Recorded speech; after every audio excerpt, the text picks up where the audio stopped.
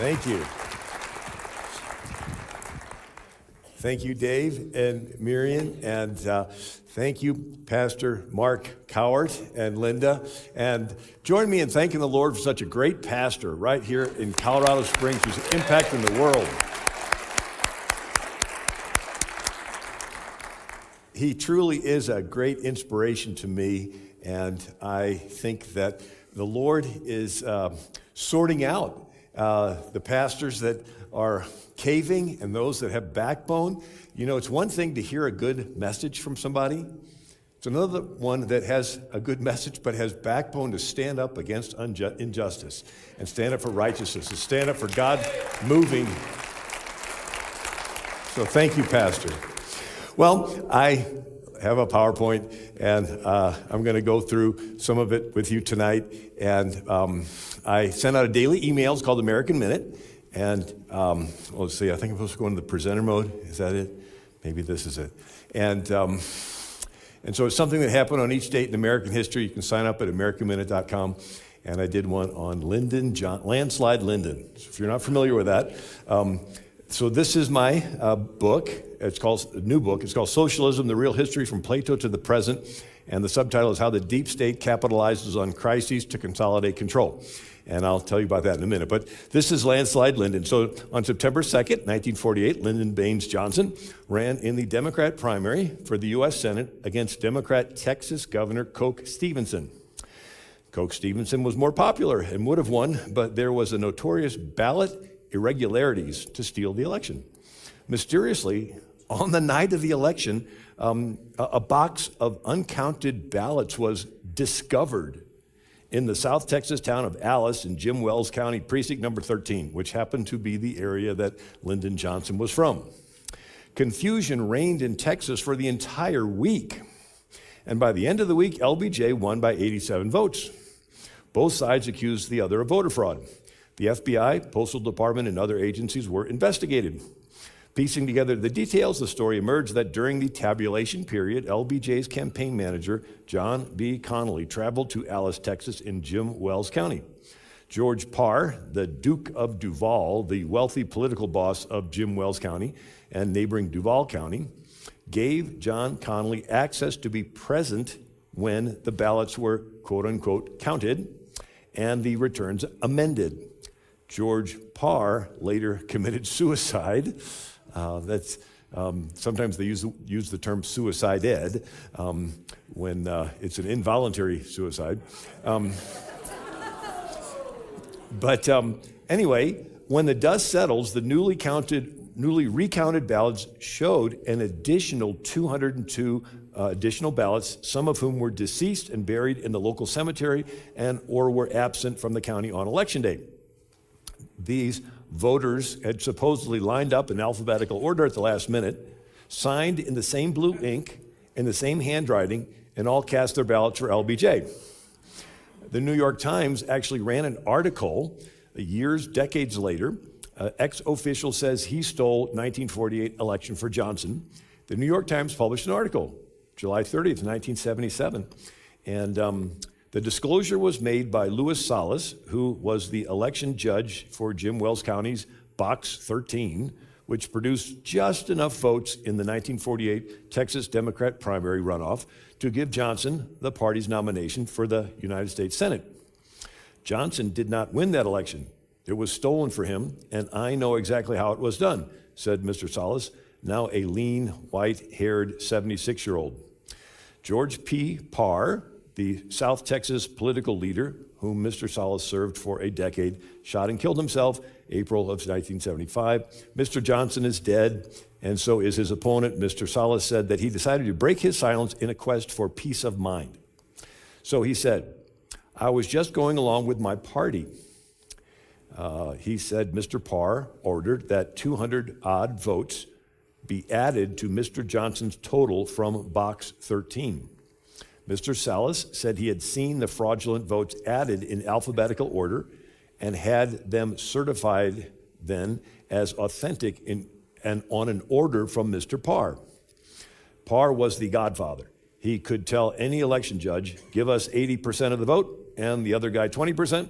We had to make it in every election. The New York Times article continued. The Associated Press interviewed a former agent of the Federal Bureau of Investigation, T. Kellis Dibrell. Mr. Dibrell said also, the last 202 names were made with the same colored ink in the same handwriting, whereas the earlier names in the polls list were written by different individuals with different colored inks.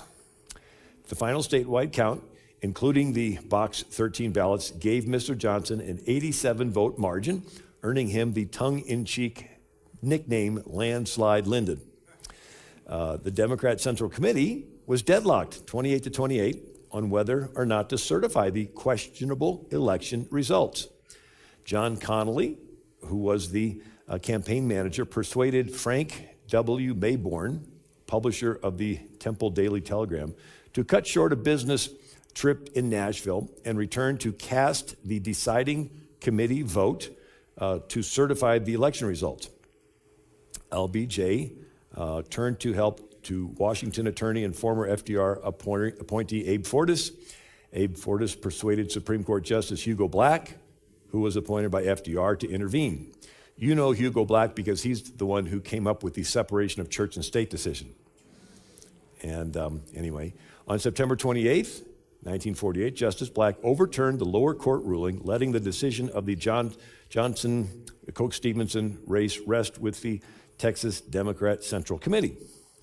In return for his favor, Abe Fortas was nominated in 1965 by President Johnson to be a justice on the U.S. Supreme Court, right? So the person that helped with the voter fraud got promoted.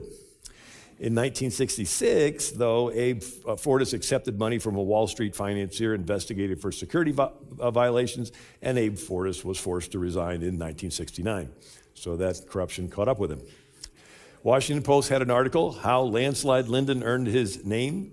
In 1990, David S. Broder wrote the review.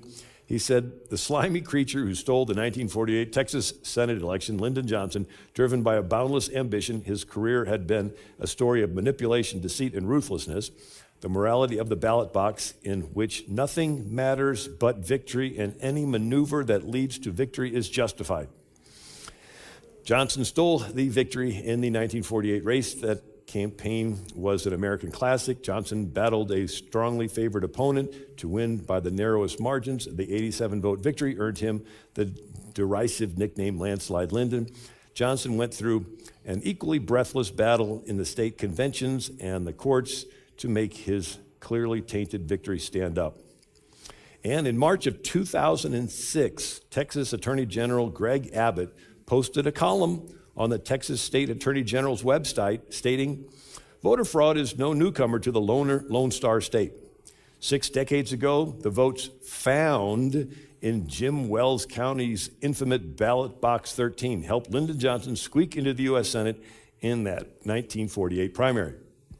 So, some of the headlines we're seeing today reflect the same type of maneuvers, but they have had a chance to polish him up quite a bit, and they have been getting cover from the media. And unfortunately, networks that used to be reliably conservative now tend to cover for the fraudulent activities. So, did you get anything out of that? Was that worth my time going through that? Did you find that? Okay. What did you say? Yeah. So this is my book on socialism. I'm going to give you a quick overview, and goes back to Plato, 380 BC, Athens, and he writes in passing of Atlantis, this highly civilized city on an island, very structured, very advanced, and it is sinks in the sea. Right? Now, it's legendary. There's no actual proof that it existed. Some think it was Santorini, which is an island that's all that's left is the rim of a volcano crater. And so the island could have blown up, could have caused a tsunami across the Mediterranean, but there's not a lot of archaeological proof. But nevertheless, Plato thought that Atlantis existed, and he considered it a highly structured society. And Plato considered democracy an unstructured society. And he said democracy, demos means people, krasi means rule. And in a democracy, the chief characteristic is tolerance. Everybody tolerates each other. It's wonderful, it's charming. And he says it's like a bazaar that you can buy anything, like a piece of embroidery in which the colors and figures are the manners of men. There will be the greatest variety of human natures. He says, such is democracy, a pleasing, lawless, various sort of government, a charming form of government, full of variety and disorder, dispensing all sorts of equality to equals and unequals alike. So where Atlantis was a structured society, Athens' democracy is unstructured democracy. And he says the manner of life is that of Democrats, because he's describing a democracy. He says every man does what is right in his own eyes. And he says the father gets accustomed to descend to the level of his son to fear them, and the son having no shame or fear of his parents. The teacher fears and flatters his students, and the students despise their masters and tutors. Citizens vote to take money from the city treasury and spread the wealth around. And so it's a democracy. They vote to empty the treasury and spread it all around. And then the treasury's empty, so they vote to take the money from the rich people. Now there's no rich people left. And then there's a shortage, and they begin to bicker. Don't cut back on what I'm used to getting. And then he says that the leaders deprive the rich of their estates and distribute them amongst the people. And at the same time, taking care to reserve the larger part for themselves. Democracy's insatiable desire brings her to disillusion. And then Plato says it creeps into their morality. And the young man passes into freedom and libertinism and useless and unnecessary pleasures. There is no conceivable folly or crime, not accepting incest or any other unnatural union. He has parted company with all shame. So yes, that's what he's talking about, this casting off of moral restraint. So democracy, they tolerate each other. Then they tolerate people that are a little bit off. Then they tolerate people that are a lot off. Till finally they're tolerating crooks and crime and fraud and all kinds of immorality and sexual promiscuity, and nobody cares. Matter of fact, an interesting study was done by an Oxford anthropologist named J.D. Unwin. He wrote a book called Sex and Culture in 1934. And he studied 80 civilizations over 5,000 years. And he found out that sexual promiscuity always precedes the destruction of a civilization. He says that first the civilization, whether it's the Greeks or the Romans or the Egyptians or the Assyrians or whatever, he studied 80 different major civilizations. They go through a period of pain and poverty. So there's a war, there's a famine. And then they work hard and they work together and they become productive. And then they end up becoming protective. And then they become patriotic. And that's when they begin to grow and become expansionistic and creative and innovative. And finally, they become prosperous. And then they want to enjoy their prosperity and they become pleasure-focused. And then they become promiscuous and indulgent and undisciplined and lawless and weakened. And they get conquered by the next rising civilization. Sort of like an athlete. When he's young, he watches his diet, he exercises, he's focused, and he's working out, and finally he wins the championship. And he rules for a couple times, right? And then he starts getting a little bit lazy. And then he starts eating and he doesn't exercise much and turns into a couch potato. In his mind, he still thinks he's the tough guy. But in reality, he's sort of flabby. And then he gets in the ring and gets the tar knocked out of him by the next up-and-coming athlete. Anyway, so John Adams writes to Jefferson, have you ever found in history one single example of a nation thoroughly corrupted that was afterwards restored to virtue? And without virtue, there can be no political liberty? Will you tell me how to prevent luxury from producing effeminacy, intoxication, extravagance, vice, folly? No effort in favor of virtue is lost. S Truman said, without a firm moral foundation, freedom degenerates quickly into selfishness and anarchy. So Plato, he says that they tolerate each other, it's great. Then they tolerate people that are a little bit off, till finally they tolerate people that are a lot off, till finally they're tolerating crooks and crime and fraud and broad daylight looting and all kinds of immorality. And out of this chaos, the people begin to look for someone to come along and fix this mess. Right? It becomes an unstructured mess. And they said, we need somebody to fix it. And along comes a governor that says, I can fix it. I just need some emergency powers. And they end up turning into a tyrant. So Plato says that last of all comes the tyrant. When he first appears above ground, he's a protector. He's full of smiles. And then he begins to consolidate power. And if any are suspected of resistance to his authority, he will have a good pretense for destroying them. The protector standing up in the chariot of state with the reins in his hand, a tyrant absolute. So he starts off saying, hey, I'm going to protect you. I'm going to take care of you and everything. But before you know it, he's a tyrant. And what happens next? Having a mob entirely at his disposal, he's not restrained from shedding of blood. Could you imagine a governor encouraging the mobs? Yeah, go out there and exercise your First Amendment rights. And Plato says that democracy is doomed to fail, this unstructured mess, because it's based on people having virtue. And people really don't have virtue. He said if you give them a choice of giving up their life or giving up their virtue, they'll always give up their virtue to save their life. And now I'll mention in a little bit ancient Israel, and their experiment of self-rule lasted a little longer because they had a big magnet in the sky called God, who was drawing you to be virtuous because you were accountable to him. Athens did not have that. By Plato's time, Athens had a bunch of fickle deities that nobody believed in anyway. And so it was just being virtuous as long as it was the in thing to be virtuous. But Plato says if you give them a choice between giving up their life or giving up their virtue, they'll always give up their virtue to save their life. He actually said, if a truly just man lived, let him die as he lived. I might add that the just man will be scourged, racked, bound, and will at last be crucified. Here's Plato, 380 years before Christ, saying people really don't have virtue. If somebody with virtue was ever born, the world would crucify him. Imagine that. So Plato concluded that the best you can hope for is a nice tyrant, and he will bring a structured society. He's the philosopher king. So he has a tyrant is the head of gold. And his military and administrators are the arms and chest of silver. They make up the ruling class. And everyone else is the abdomen of iron and bronze, and they are in the ruled class. So socialism is a structured society with a ruling class and a ruled class. Now, the ruling class, they're above the law. They're politically connected. They're supported by the commoners below. The ruling class can do things like get their hair styled when nobody else can.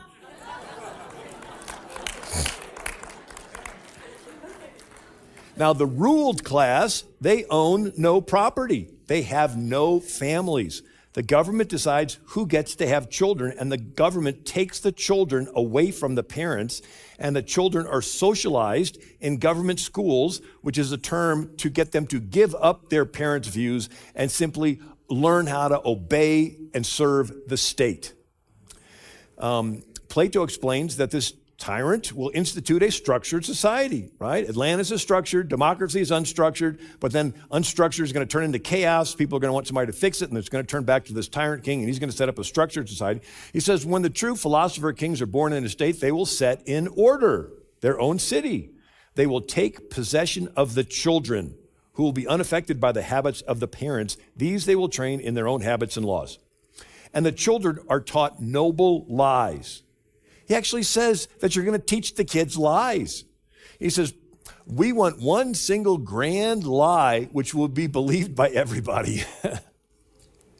So Plato's Atlantis, the structured society on this island, inspired 2,000 years later a guy named Sir Thomas More, who wrote The Island of Utopia in 1516. Now 1516, this is just after 20 years after Columbus discovers America. And there's new lands discovered, and so some of these writers in Europe think, hey, what would it be like getting a chance to set up a new society on these new lands? And so the word utopia means nowhere. And he writes this, it's a fictitious island that Amerigo Vespucci discovered off the coast of South America. And the Island of Utopia is written as a dialogue, which is the way the Greek classics are written, where it's a discussion with somebody, and the somebody is a traveler named Hythlodaeus, which means peddler of nonsense. And so this Island of Utopia is a perfectly structured society. It has an upper class rulers, lower class commoners, and there's free health care. There's free identical clothing. Everyone receives free welfare. There are common meals in a monastic communal dining hall. Everyone lives in identical 3-story public housing. There are no locks on any doors. There is no private property. All goods are stored in a communal warehouse. There are no taverns, no alehouses, no coffee houses, no places for private meetings, no privacy. Everyone is tracked everywhere they go. And if you're caught without your internal passport, it's a lifetime of slavery. The government decides everyone's careers that you will work your entire life. There are no families. The government, again, decides who gets to have kids. They regulate childbearing. Similar to China's one-child policy or Planned Parenthood, Margaret Sanger, she said, no woman shall have a legal right to bear a child without a permit. This is utopia. This is this perfectly socialist society, right? Everything's structured. Everybody's needs are taken care of. There's no private property. Everything's communal. Right, okay. Well, Plato's structured society on the island of Atlantis, Sir Thomas More's structured society. By the way, Sir Thomas More wrote it as a veiled jab at King Henry VIII, who is the one that switched from Catholic to Protestant. And he says, okay, everybody, you got to follow me along and you got to give up all your views. And sure enough, Henry VIII had Sir Thomas More killed. So Plato's Atlantis, Sir Thomas More's Utopia inspired Sir Francis Bacon, who wrote The New Atlantis. So he's directly referring back to Plato's Atlantis. And Sir Francis Bacon lived at the time of Shakespeare and Queen Elizabeth and Francis Bacon and all this, and the Pilgrims. So the New Atlantis. This is an island discovered in the South Pacific. And again, it's highly structured with a ruling class and a ruled class, and a little more scientific because by this time the scientific revolution took place, and so their careers, the government decides, for everybody. Someone wrote a satire on this, Jonathan Swift's Gulliver's Travels. Right? Gulliver is washed up on an island. It's a highly structured society with this ridiculous ruling class. And then everybody else is the peasants in the ruled class, and their careers are all decided upon and so forth. Now, why is this important? The Pilgrims. The Pilgrims were originally a company colony. Companies were sort of a new thing. In the Middle Ages, there were no companies. It was a sin of usury to pay or receive interest. And so in the Middle Ages, if you wanted to do something big, like sail around the world looking for spices, you had to hit up some rich guy or a king. Well, the Reformation happens, and the Dutch start the first companies, the Dutch East India Company, where anybody could invest in a boat going to the Molucca Spice Island, and when it came back filled full of nutmeg, you'd get paid a profit. But if you wanted to sell your interest in the boat, you would go down to the Amsterdam Stock Exchange, which they invented. And if the boat was attacked by Muslim pirates or sank, that's when the Dutch invented insurance companies. Well, the British had the British East India Company, and then the Virginia Company, and then the London Company that had the Massachusetts colony. So the Pilgrims were a company colony, and a bunch of rich guys pitched in to pay for their boat ride and expected to get some money back out of their investment. And the company bylaws were written by these investors. They looked to Plato, Sir Thomas More, Sir Francis Bacon, and lo and behold, the Pilgrim bylaws said everything was owned in common. And the Pilgrims tried it and almost starved to death. The bylaws said all profits, benefits that are got by trade, traffic, trucking, working, fishing, or by any other means shall remain in ye common stock. And all are to have their meat, drink, apparel, and all their provision out of ye common stock. Pilgrim Governor Bradford said the failure of that experiment of communal service, which was tried for several years by good and honest men, proves the emptiness of the theory of Plato and other ancients applauded by some of latter times. The Pilgrims knew they were trying to live out Plato's Utopian, Plato's Atlantis and Sir Thomas More's Utopian, and it failed. And so this is William Bradford, that the taking away of private property and the possession of it in community would make a state happy and flourishing, as if they were wiser than God. For in this instance, community of property was found to breed much confusion and discontent and retard much employment, which would have been to the general benefit. For the young men who were most able and fit for service objected to being forced to spend their time and strength in working for other men's wives and children without any recompense. The strong man or the resourceful man had no more share of food, clothes, etc. than the weak man who was not able to do a quarter the other could. This was thought injustice.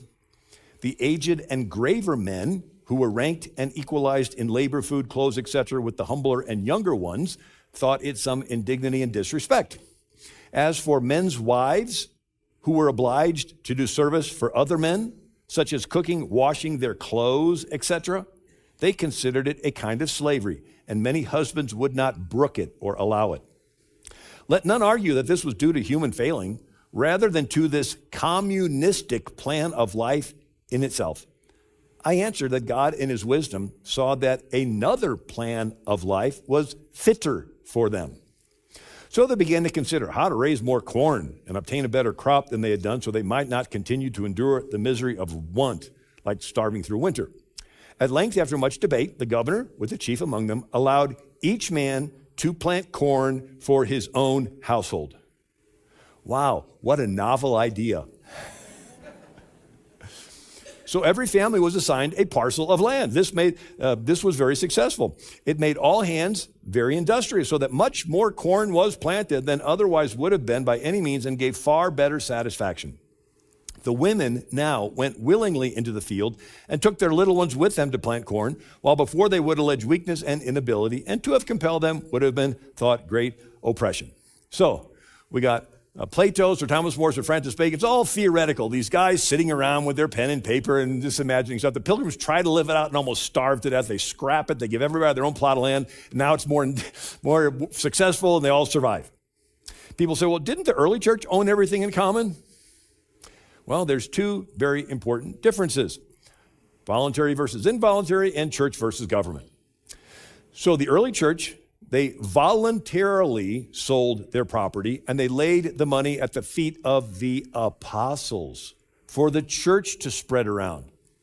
They did not have their land involuntarily taken away and then be forced to put the money at the feet of Pilate for the Roman government to spread around.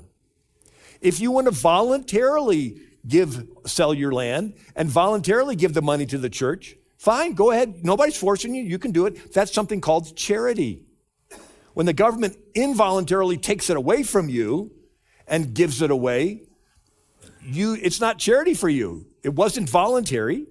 And whenever the government gives anything, it's in exchange for votes. It's an exchange for those in power to stay in power. What's the example? Well, in Egypt, people were getting welfare from the government in exchange, but they get a bag of grain in exchange for their lives. We'll give you the bag of grain, but it's in exchange for your land, your cattle, your children, your lives. Whenever the church helps anybody, the church wants that person to become successful so they can help the next person that comes along, and it's a replication of helping people, letting them know that God loves them. So does that make it clear?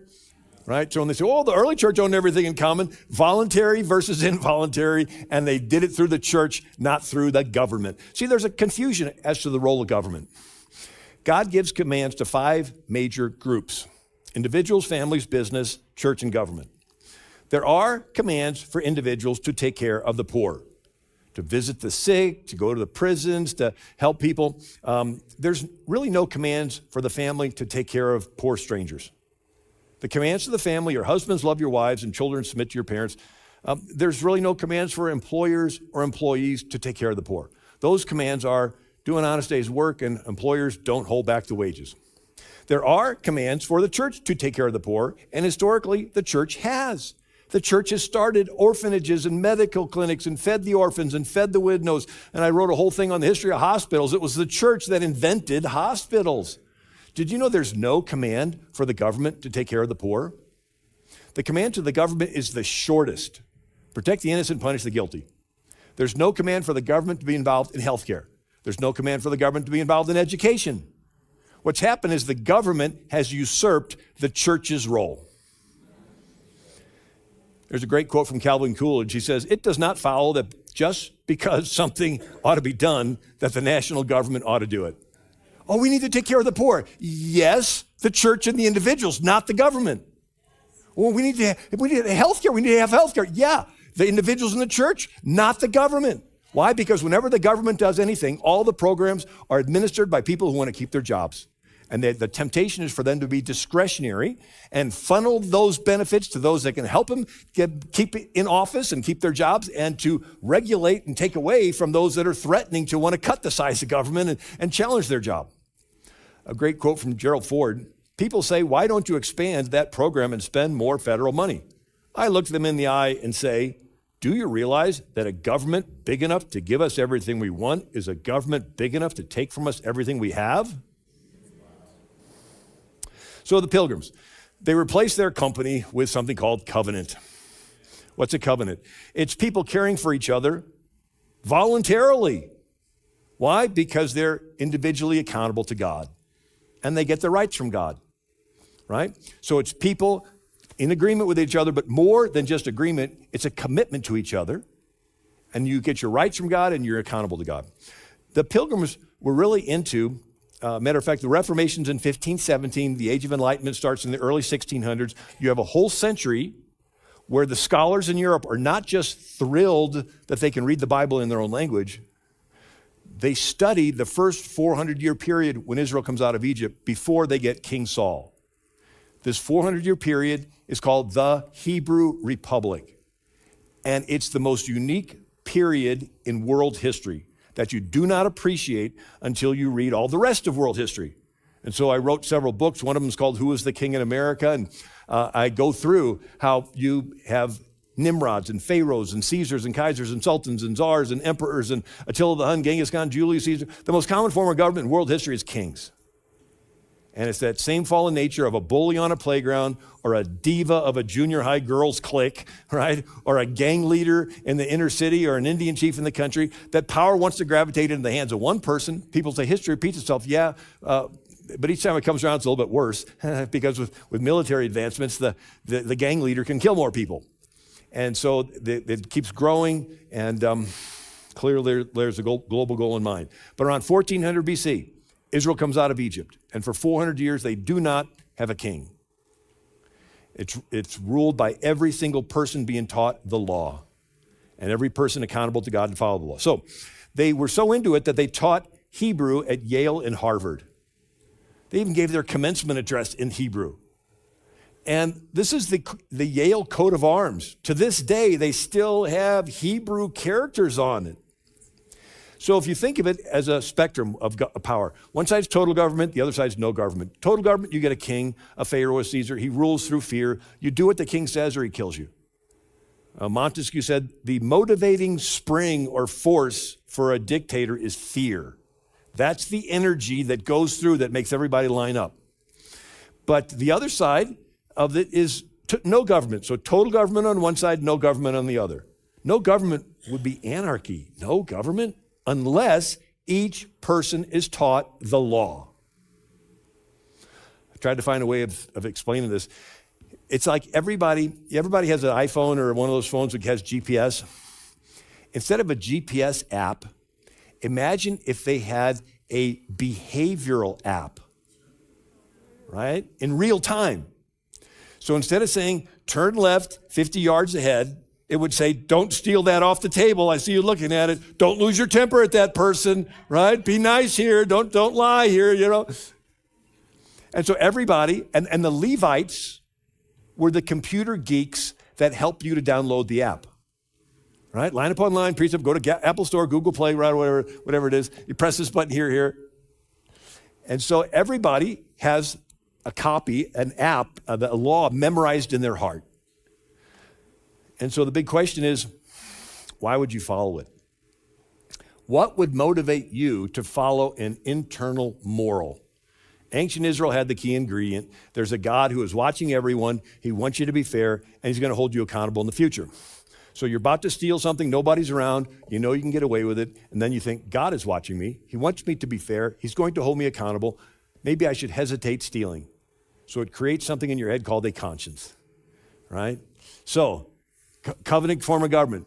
You're caring for each other. Why? Because we're all accountable to God.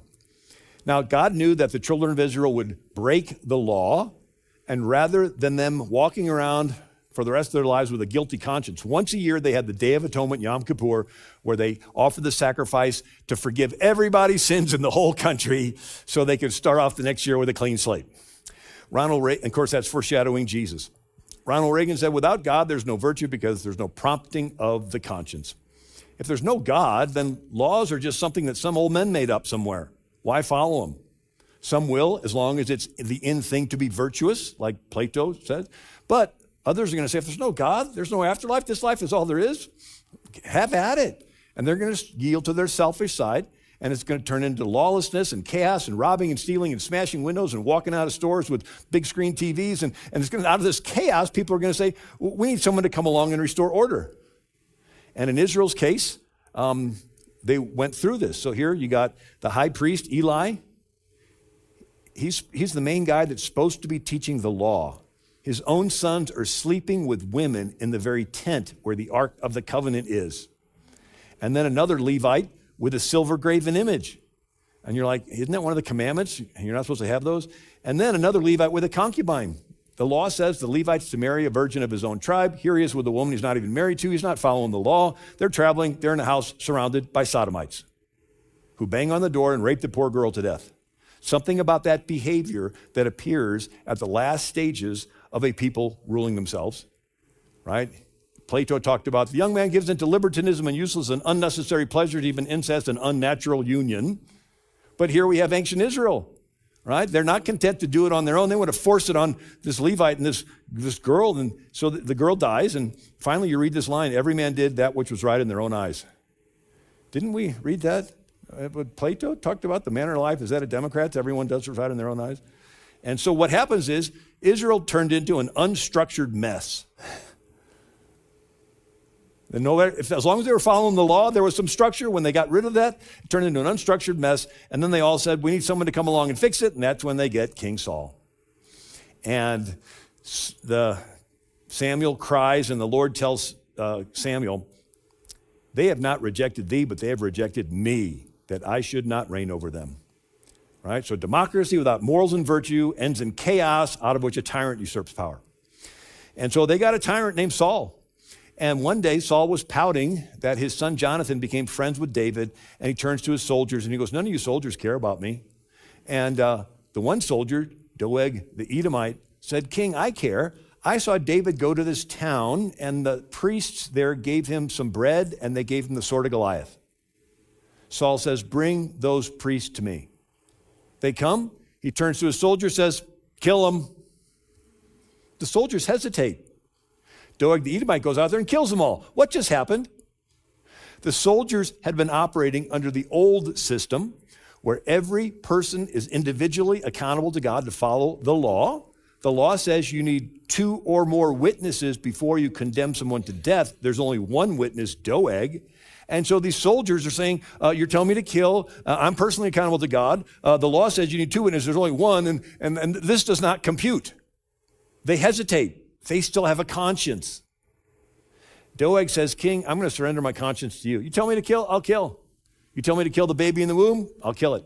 You tell me there's no more male and female, fine. You tell me sex is fluid and go to any bathroom you want. You tell me, well, what's next? Whatever you tell me, government, I'm going to surrender all of my views and my values, and I'm just going to surrender to the government. You tell me when to have church and tell me when not to have church. You tell me where to, I'll just do whatever you tell me. Anyway, so I just thought I'd come and give you a little encouragement tonight. Well, now how much time do I have? Do I have a little more time?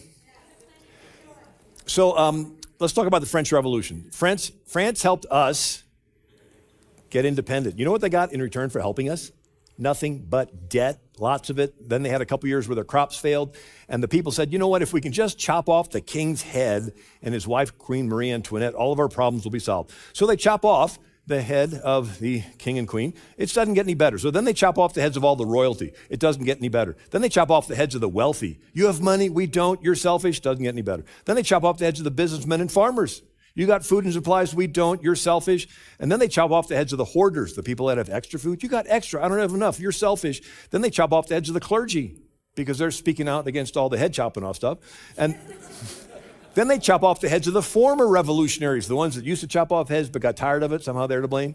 So they did a purge. And so 30,000 people had their heads chopped off in Paris, France. And so the motto of the French Revolution was liberté, égalité, fraternité, which is liberty, equality, fraternity. Fraternity is the French word for socialism. It's the collective, it's the group, the fraternity, the socialist state. Equality can be understood two ways. In America, it was equal treatment before the law, equal opportunity. In France, it was everyone having an equal amount of stuff. And if the fraternité, the group, thinks you have too much stuff and you're selfish, they can take away your stuff and kill you. And so while this is going on in America, the Yale president, Timothy Dwight, gives a sermon, and he says, about the year 1728, Voltaire, so celebrated for his wit and his hatred of Christianity, formed a systematical design to destroy Christianity and to introduce in its stead a general diffusion of irreligion and atheism. Again, democracy without morals and virtue ends in chaos, so he's getting rid of the morals and virtue. The being of God was denied and ridiculed. Possession of property was pronounced robbery. Right? You got property, you're selfish. Chastity, natural affection were declared to be nothing more than groundless prejudices.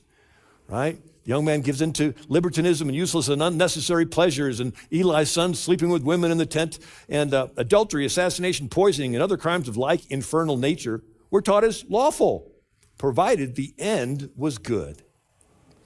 The education of youth, books replete with irreligion, infidelity and immorality, obscenity. So we're back to teaching the kids. Right? Plato says the philosopher king will take the kids away from the family and bring them into the city and indoctrinate them with noble lies. And to destroy us, therefore, our enemies must first destroy our Sabbath and seduce us from the house of God, or pass laws keeping you from the house of God. So the French Revolution also destroyed their history. What's that? It's a process called deconstruction, where you separate people from their past, get them into a neutral where they do not remember where they came from, and then you brainwash them into the future you have planned for them. It's a sales technique. If I was a toothpaste salesman, the first thing I do is I tell you a bunch of negative things about the toothpaste you are currently using. You're still brushing with that old stuff? Haven't you heard it'll eat the enamel off your teeth? You're like, ooh, really? You're repulsed by it. Now I got you into a neutral. You're open-minded. What are all the toothpastes out there? Then I give you my pitch for this brand new tartar control enamel strengthening stuff. So that's what they do. They go into the classrooms and they tell the kids negative things about the founding fathers. They took land from India and sold people into slavery. They were chauvinists. Ooh, the students are repulsed by them. Now you got the kids into a neutral. They're open-minded. What are all the belief systems out there? Then you give them your pitch for socialism or LGBT or Islam. It's a drive neutral reverse. It's sort of like a gene replacement therapy for a culture. Take out the old DNA and you put in the new.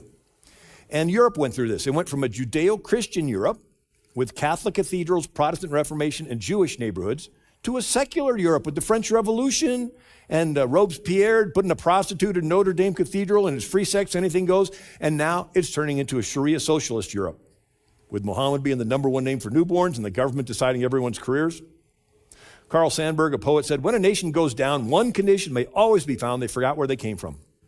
Now in America and in Western civilization, we have a Judeo-Christian history that's being erased. But did you know that the emperor in China did the same thing? 3rd century BC was the Warring States period where a half dozen Chinese kingdoms fought, and one guy won, Qin Shi Huangdi, and he's the one considered the founder of the Han Dynasty. And he was criticized for doing things differently than they had been done before. So he decided to destroy before. He ordered all the books of history burnt. And they had these bamboo annal books because they'd write on strips of bamboo, just top to bottom, and they would weave them all together. And anyway, his chancellor, Li Si, 213 BC, wrote, I, your servant, propose that all historians' records other than those of Qin's be burned. If anyone under heaven has copies of the classics of history, Shu Jin, they shall deliver them to the governor for burning. Anyone who dares discuss the classics of history shall be publicly executed. Anyone who uses history to criticize the present shall have his family executed. Anyone who has failed to burn the books after 30 days of this announcement shall be sent to build the Great Wall. And did you know that in 1960, Mao Zedong did the same thing? It's called the Cultural Revolution. And he was a socialist communist, so he destroyed the oldest Buddhist temple in China. He destroyed the great gates of Beijing, these ancient gates. And so he trashed this history. And why? Because he wanted to get rid of the history so that the young people didn't know where they came from, and he could brainwash them into the People's Republic of China. Matter of fact, it's still going on. I saw this article yesterday. It says Xi Jinping ordering erasure of Genghis Khan from Chinese history. So they're going through in the Inner Mongolia, destroying these, the cities have these carved stones that give the history of Genghis Khan. They're like destroying them and deface them. Well, Pol Pot did the same thing in Cambodia. And so he brought in his communist Khmer Rouge, and he killed 25% of his country. He killed anybody that wore glasses. He said if you wore glasses, you could read. If you read, you knew the history. And he made 1975 the New Year's zero and said anything prior to that was irrelevant, right? And Islam does the same thing. And so when the Muslims came into Alexandria, Egypt, the story is that they burnt all the books in the Library of Alexandria, the oldest library in the world, and they kept it up. Muhammad said, do not leave an image without obliterating it, and a high grave without leveling it. So here, this is the museum in Assyria that had stuff from 700 BC. Remember, Jonah and the whale and Nineveh. And here they are smashing these. But in America, we have a Judeo-Christian heritage, and so we have a 1619 project, which destroys history and rewrites it, and a socialist Howard Zinn's People History of the United States, which says everybody that came before is evil, evil, evil, and you're bad, bad, bad. And the French Revolution did this. So they tore down the statue of good King Henry IV, who tried to patch up the Protestants and Catholics, and then they tried to erase Christian heritage from the country. They destroyed religious monuments. Graves were desecrated. St. Genevieve, the young woman who got Paris to fast and pray when Attila the Hun was scourging Europe in the 5th century, she's considered the patron saint of Paris. During the French Revolution, they dug up her bones and trashed them. Religious meetings were prohibited. Churches were closed. Christian schools were banned. Church education was outlawed. No private public worship allowed. Crosses were forbidden. They killed entire orders of nuns. I mean, you read the story, the nuns were singing their church song as they were standing in line to get their head lopped off, one by one. And of course, each one, there'd be one less singer to find there was just one lone nun singing, and they chopped her head off. And ministers and priests and those who harbored them were executed on sight. A very similar thing happened in Mexico in 1917 with President Calles, killing the church leaders. And then there was a rural area called the Vendée, and they thought they're safe because they're hundreds of miles from Paris. Well, guess what? They send their army out there, and they kill 300,000 men, women, and children in the Vendée, considered the first modern genocide. This set the model for all socialist revolutions, where you kill off the old order. Tear down, kill off, so that you can set up your new liberté, égalité, fraternité. Robespierre put a prostitute in Notre Dame Cathedral, covered her with a sheet, and said, this is the goddess of reason, let's worship her. They didn't want done in the year of the Lord, so they made 1792 the new year one. They didn't want a 10-day week. A 7-day week, because it went to the Bible, so they came up with a 10-day week called the decade week. Each day had 10 hours, each hour had 100 minutes, each minute had 100 seconds. They said 10 was the number of man, because you count on 10 fingers, so they made every measurement in France divisible by 10. They called it the metric system. Maybe that's why I never really liked the metric system. So since they got rid of God, there's no right, there's no wrong. Who decides right and wrong? The state, the mob. And so democracy without morals and virtue ends in this chaos and this killing and confusion, and out of that comes a tyrant named Napoleon. And so out of that unstructured mess, he seizes power, he crowns himself emperor, and he goes across Europe, and 6 million people die in the Napoleonic Wars. And anyway, after he conquers Europe, and he's finally banished to the island of St. Helena, the king of Prussia said, we can't get conquered that easy again, we need to strengthen the state. So he got a philosopher named Hegel. And I'll tell you about him in a moment, but let's go through this real quick. We go from the Pilgrims and Puritans, and they copied the Israel model of a covenant, with a personal God you're accountable to. In the next century after the Pilgrims, it was called the Age of Enlightenment, and covenant turned into social contract with an impersonal God. This comes from the scientific revolution, when Sir Isaac Newton discovers there's laws of planetary motion, laws of gravity, laws of optics, and some theologian says, well, maybe God made everything with laws, and like a guy winds up a clock and the gears all turn, God made everything, but he's sort of standing back and it's all just running on its own. So if God is there, he's distant, he's not involved, he's impersonal. And in the century after that, it turns into social contract with no God with the French Revolution. And it's just get your rights from the group, you're accountable to the group. And the next century it turned into Marxism and socialism, where the state is God. You get your rights from the state, you're accountable to the state, and if the state doesn't think you're worthwhile, the state can kill you. Here's Hegel, who was in Germany, taught at the University of Berlin. He says, the state is God walking on earth. We must worship the state. All the worth which the human being possesses, he possesses only through the state, right? And they wanted to strengthen their state so they wouldn't get conquered by another Napoleon. And Rousseau, who wrote The Social Contract, says, when the state says to a citizen, it is expedient for the state that you should die, he ought to die because his life is a gift made conditionally by the state. Well, 100 years later in Germany, you got the New York Times reporting, Nazi Ministry of Justice authorized physicians to end the sufferings of incurable patients. No life still valuable to the state will be wantonly destroyed. And then, of course, you got Pol Pot, to keep you is no benefit, to destroy you is no loss. So your life is only of worth if you benefit the state. So we go Pilgrim Covenant under God, Age of Enlightenment, social contract with a distant God, French Revolution, social contract with no God, to socialism where the state is God. Hegel said the state recognizes no authority but its own. It acknowledges no abstract rules of good and bad. What's an abstract? You mean like the Ten Commandments? Yeah, there's no rule. It is just a power grab by the state. And if you help the state grab more power, the deep state, then the deep state thinks your life is valuable to them.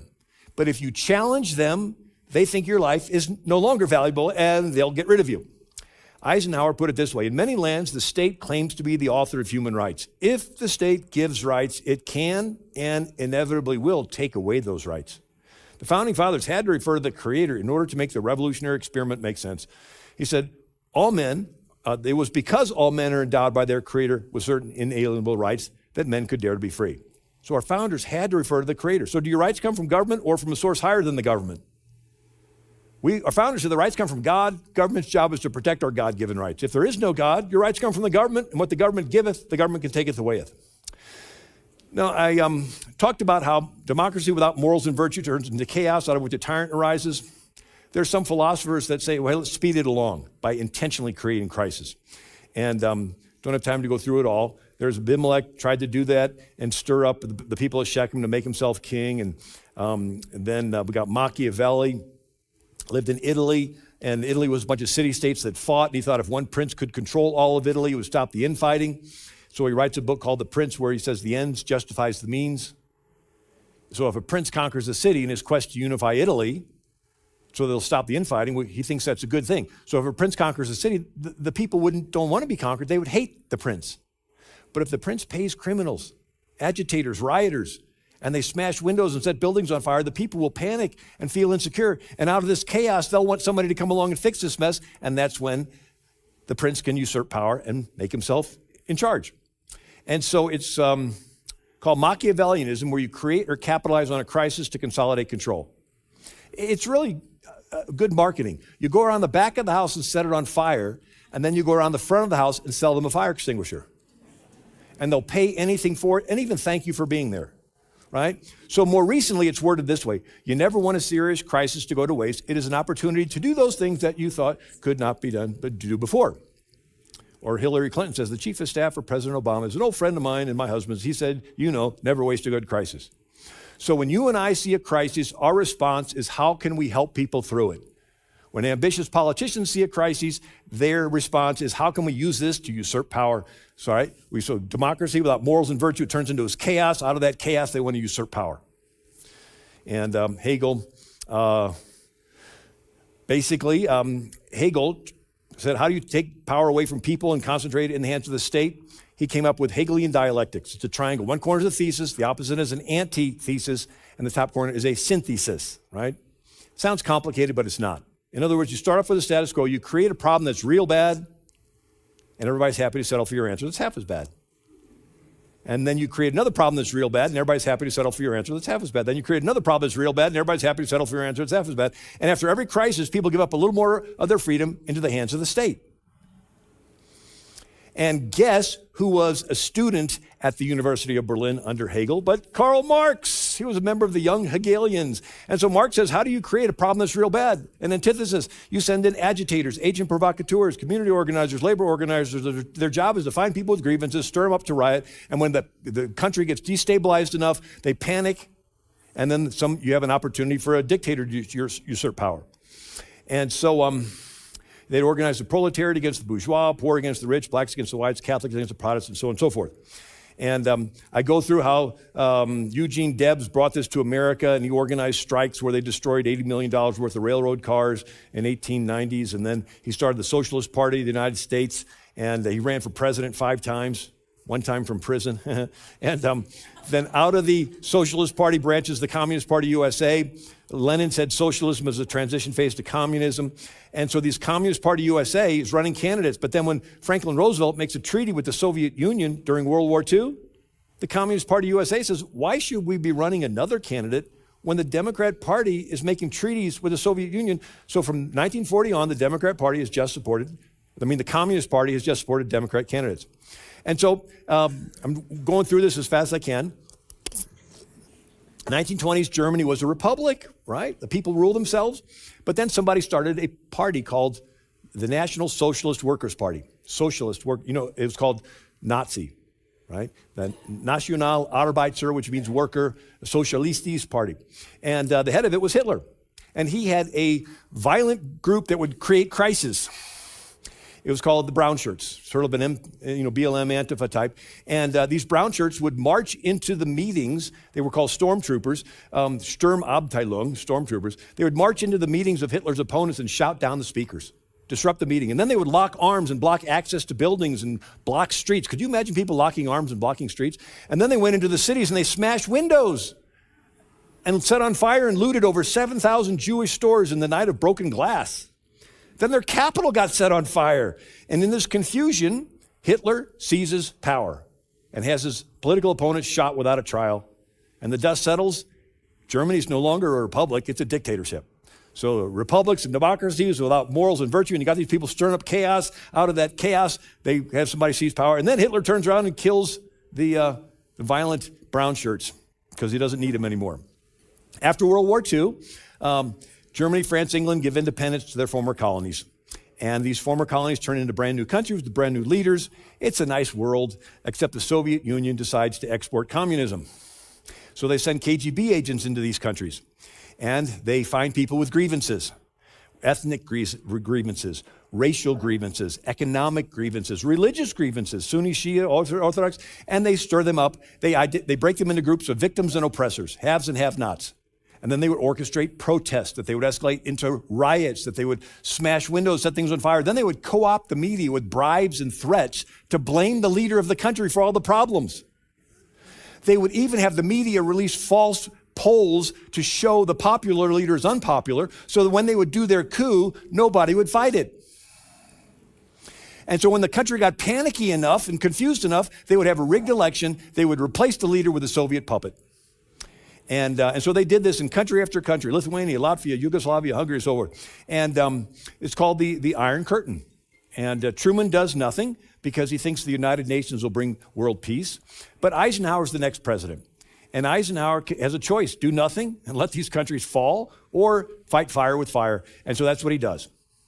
So Iran sides with the Soviet Union, and they nationalize their oil industry. And you say, big deal. Well, wait a second. Britain has no oil. In 1908, Britain formed the Anglo-Iranian Oil Company. You know it better as BP. British Petroleum, BP, is the Anglo-Iranian Oil Company. And when Iran nationalizes it and sides with the Soviet Union, Britain has no oil. So they appeal to Eisenhower. Eisenhower approves the first CIA operation to overthrow a country's leader. It's Operation Ajax. And the CIA operative on the ground is Kermit Roosevelt Jr., the grandson of Teddy Roosevelt. He goes to Tehran and does the same thing. He recruits mobsters and gangsters and radical imams. They stage protests and riots and attack mosques, and they co-opt the media with bribes and threats to blame the leader of the country. And they cultivate weak links in the military. And when the country gets panicky enough, they have the military traitors go in there and arrest Mossadegh and put him under house arrest, and where he dies. And they install the Shah, who loved America because we put him in. The CIA did the same thing in Guatemala in 1954.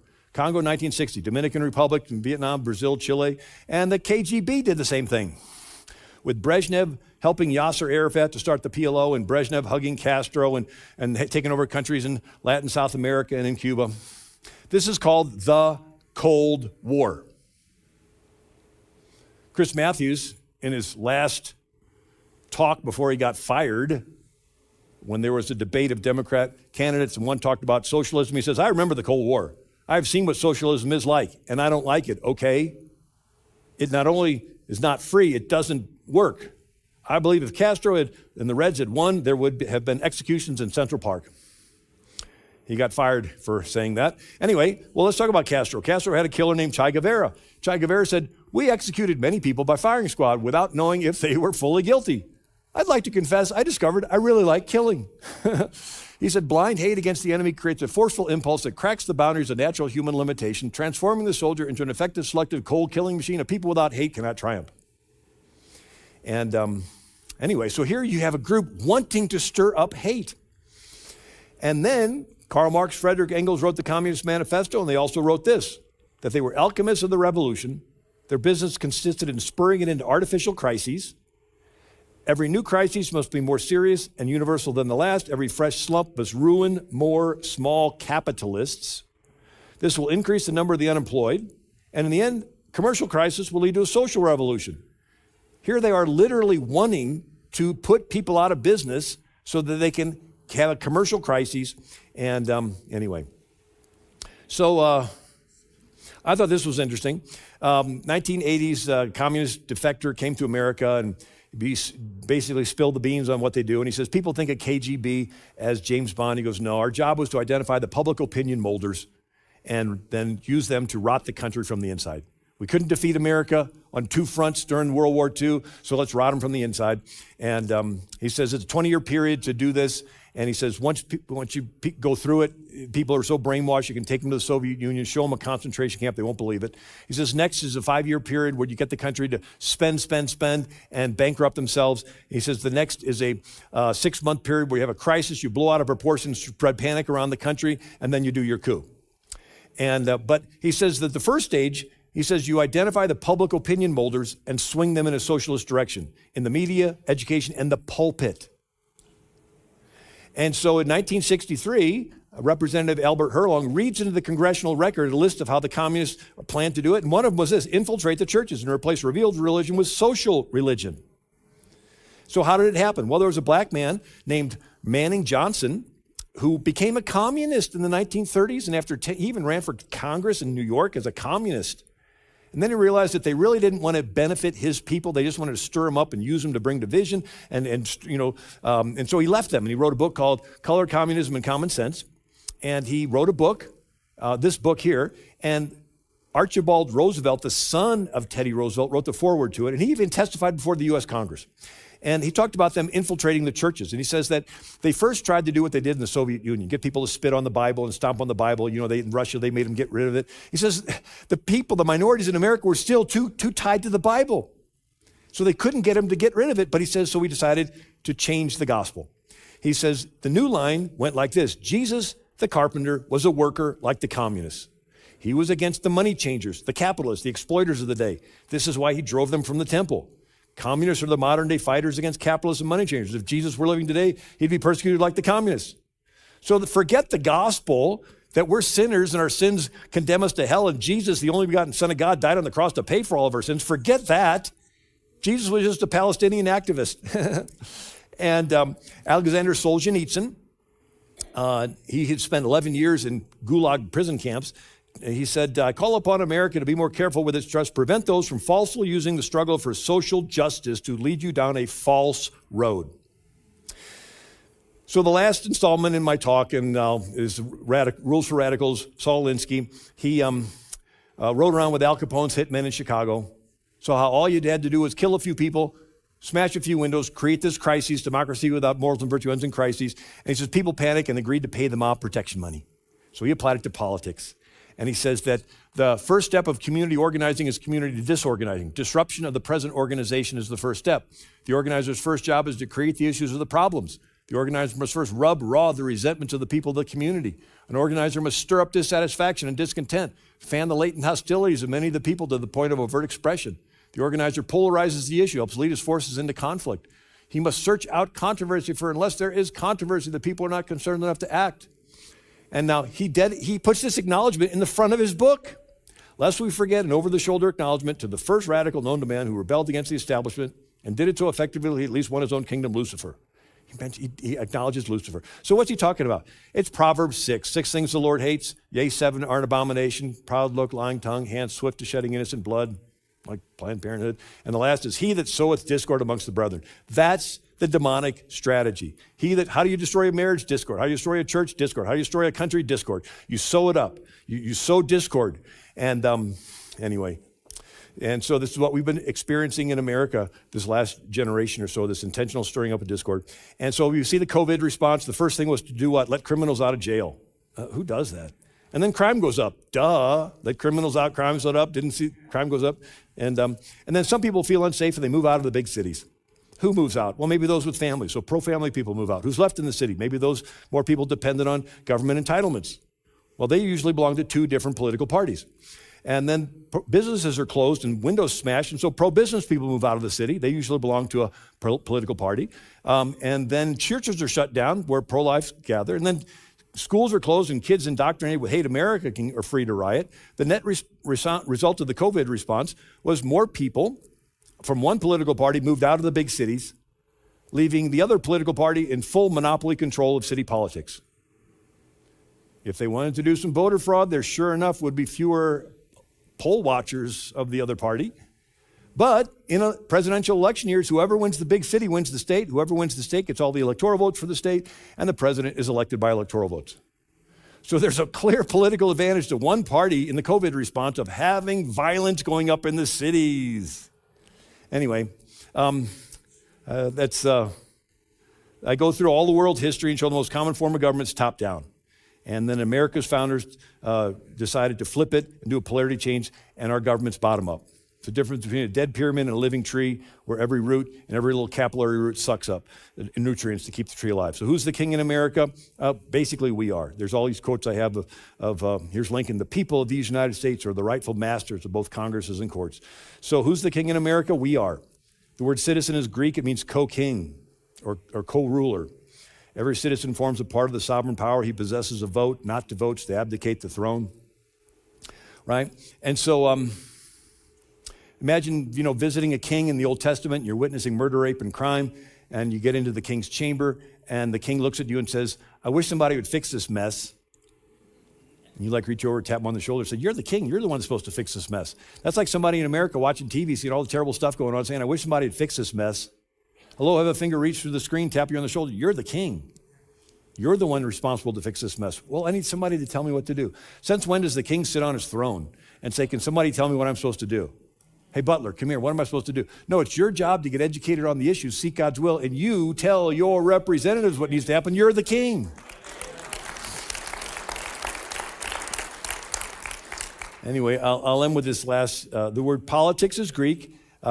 It comes from the word polis, which means city, like Annapolis, Indianapolis, metropolis. Polis means city. Politics is the business of the city. And so our founding fathers, for all their faults, they gave you a present. And the present is you get to be in charge of your life, and all of us together get to be in charge of the country. And then we get a voluntary choice to surrender ourselves to Jesus, the King of Kings. And then if the people are the king, who are the counselors to the king? So 379 AD, there's a Christian Roman emperor named Theodosius. He's going to church in Milan, and the pastor is St. Ambrose. Could you imagine being Bishop Ambrose and have the Roman emperor in your church on Sunday? Wow, imagine that. Guess what? That's exactly what we have in America. In America, the people are the king, and the majority of the people are Christian. 1965, we had a large percentage of it, and it's been going down, but still the majority of the people in America are Christian. And so the people are the king, and the majority of the people are Christian. And if you saw the movie The Lord of the Rings, there's a king, and the king has a spell cast on him, and he has 2 counselors. One is this greasy guy named Wormtongue that's telling the king to stay asleep. Sort of like somebody that tells, a pastor that tells this congregation not to get involved. And there's another counselor to the king named Gandalf, and he casts the devil out of the king, and then the king starts to come awake. And he says, dark have been my dreams of late. And he says, maybe you'll remember your strength if you take your sword. So the pastor's job is to wake up the king. The king is in the pews. You don't just have the right to vote in America. You'll be held accountable to God for what happens. That's why I appreciate your pastor so very, very much. Because he realizes the fact that you, the people, are in charge of America, and he's releasing you and encouraging you to go out there and be the king. Take authority, right? Minister God's will into this lost and dying world. So the most important thing is to bring people to Christ. The second most important thing is to preserve the freedom to do the most important thing. People say, oh, we're so spiritual, we're not going to get involved. It's like, you really don't believe the gospel, do you? If you really believe the gospel, you'd be involved wanting to preserve the freedom to preach the gospel. Because if Sharia law Islam takes over, it's the death penalty to preach the gospel. If communist China is going into Hong Kong right now, and they're limiting them from preaching the gospel. And in Houston, they had the first open lesbian mayor. She wanted to censor all the sermons of all the pastors. They're wanting to limit what you can say about the gospel, what's sin and what's not sin. So in other words, if you're really convinced the gospel is the answer, you will be involved wanting to preserve the freedom to preach the gospel. And all those people that are so super spiritual, oh, we're just being involved, we're just going to preach the gospel. You really don't believe the gospel. You're just putting on a show. Anyway, in crisis, people turn to Christ, and in times of crisis, God raises up leaders. We're facing crises, and historically, it's the crises that God raises up leaders. And anyway, I've shared it before, but in closing, someday you'll be dead. That's a nice way to end a talk. And you'll be in heaven because you believe that Jesus died on the cross to pay for all your sins. And when we've been there 10,000 years, bright shining as the sun, with no less days to sing his praise, the one we just begun. Imagine you've been in heaven 10,000 years. And you're walking the streets of gold, and you meet Moses. And maybe Moses will invite you over to his place. Jesus said, in my Father's house there are many mansions. I don't know what it's like, but I bet Moses will have a pretty nice place. He'll probably have one of those big fireplaces where the logs don't burn up. Get it? The burning bush in the wilderness didn't burn up, then the logs. I heard one preacher say, in heaven, you'll travel as fast as you think, and I'll probably show up late. My wife will say, where were you? I say, I was thinking about something else. I don't know. But imagine being there in Moses' living room. Maybe he has a big living room like here. And after all the small talk's over, he's sitting right in front of you. You reach over, tap him on the shoulder, say, Moses, tell us the story again. I read the book, I even saw the movie. But here you are in person. The room will get quiet. Moses will stand up and he'll say, I was 80 years old. And Pharaoh, the most powerful military leader in the world, was charging in at us with these chariots and these razor-sharp swords. And we were totally unarmed and it looked hopeless, but I just stood there and held up my staff. And I said, God, use me to deliver your people. And the waves came in and swallowed up Pharaoh's chariots. We're going to say, wow. Then we're going to look around the room and see David. Say, David, tell us your story. And the room will get quiet. David will stand up and say, I was just a teenager. And this thug Goliath was mocking our God and making fun of our faith, and these grown-ups were too chicken to do anything. And I said, well, enough of that. Took my little sling, went out there and hit him in the head, and took his own sword and chopped his head off. We're going to say, wow. Then we're going to have Gideon tell his story, and Deborah and the Apostle Paul. It's going to be great. Everybody's going to, and then everyone in the room is going to look at you. Say, we haven't heard from you yet. Tell us your story. What was going on earth when it was your turn to be down there? What were they saying about God, or the 10 Commandments, or the baby that the Lord knew in the mother's womb, or marriage that God himself instituted in Genesis? What did you do when the whole world was against you? What did you do when you were backstabbed by some of your Christian friends? What did you do? Did you give up? Did you hang in there? I'd hate for any of us to be up there and Jesus to walk in the room and have a big screen and all kinds of great things happening, miracles and people coming to the Lord, and him saying, this is what I had planned for you to do, but you just didn't have enough faith and courage. And you look back at your life and you see that big mountain that held you back, and it was just a little anthill, this fear of man, what people are going to think about me. And he said, I let that hold me back from doing all that. And you can't go back to earth and do anything else for the Lord because you're already in heaven because you believe that Jesus died on the cross to pay for all your sins. But guess what? We're still on this earth. We still have feet that trod the soil. You still can do those things you'll be known for forever. Out of the thousands of years of world history, God chose for you to be alive right now. He knows all the dirty backroom deals that everybody's doing, and he thinks you've got what it takes. He chose for you to be alive. He's given you his word, he's given you his spirit, he's given you a great church, great pastor. He thinks you can do this. It's like a basketball coach, and you're on the bench, and he slaps you on the back and says, okay, your turn, get in the game. And you're like, but coach, they're playing really tough out there.